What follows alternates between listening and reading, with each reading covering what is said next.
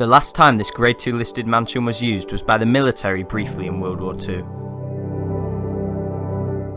Over a long time in abandonment, it has naturally decayed with no vandalism until now.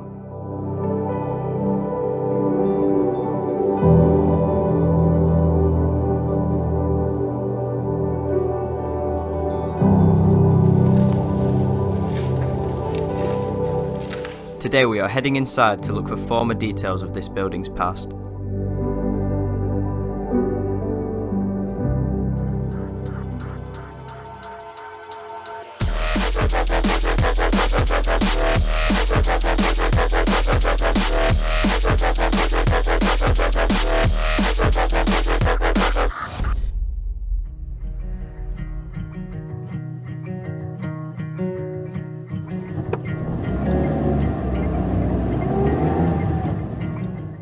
First, we had to find the building. It is located in the middle of nowhere with a limited availability of a map view, so we had to estimate where it was and trek through forests and fields.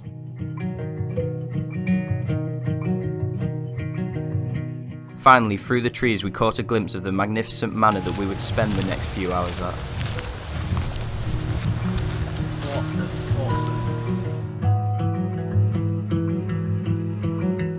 The exterior of this building has to be one of our favourites. It reminds us more of a castle than a mansion, complete with a turret.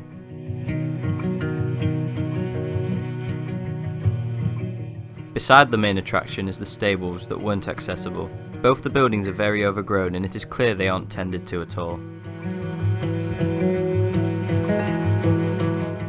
Once inside, we realised that the majority of the rooms were quite stripped of furniture, but it was still great to see completely natural decay that had developed over many years.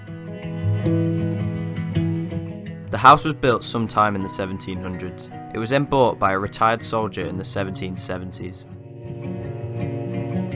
The owning family was very influential at the time around the area, so through many generations the house was passed down along the family tree.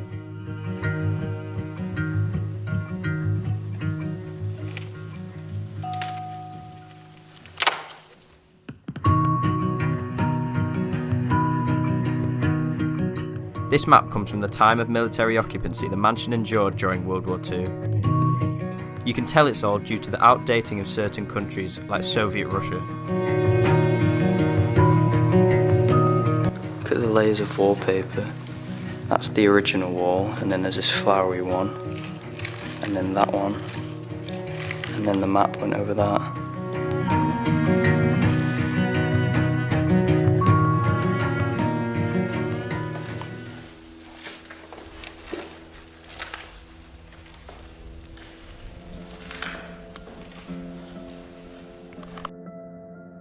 At one point we believe someone did enter the mansion attempting to redevelop it, as there are signs of construction all over the site.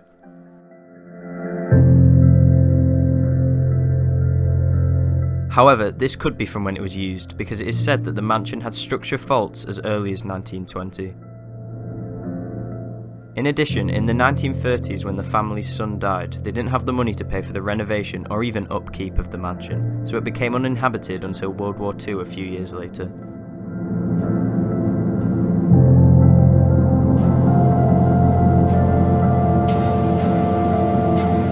In some rooms there was many remnants of the past left all over.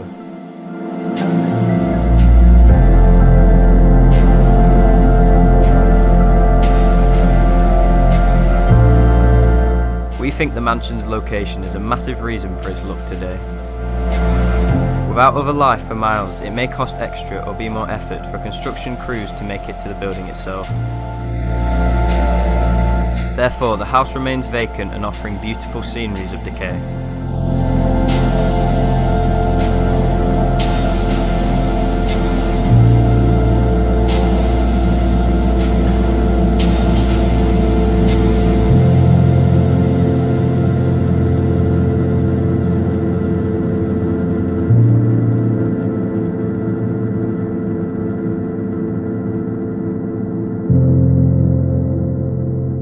Under the stairs we make another discovery, a wine cellar with no real entry featuring dates like 1819. It is yet another example of the history captured in this ruined structure.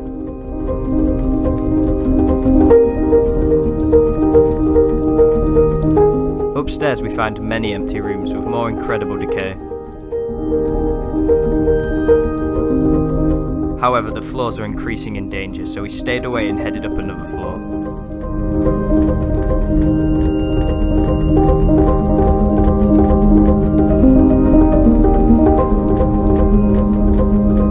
On the top floor, the plasterwork is amazing. They crammed so many rooms up here and it is very noticeable.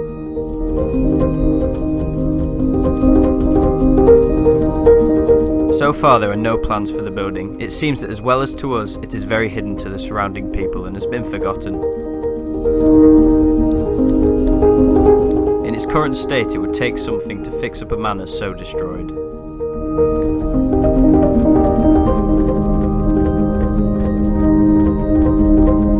The last thing to do was walk up the spiral staircase inside the turret you can see from the front.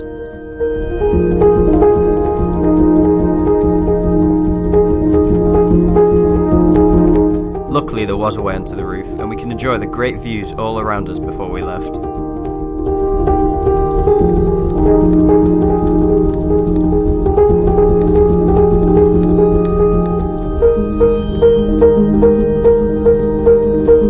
The views of the mountains are what the previous owners of the building would have loved to see every day. It is sad that no one is looking out to the hills anymore.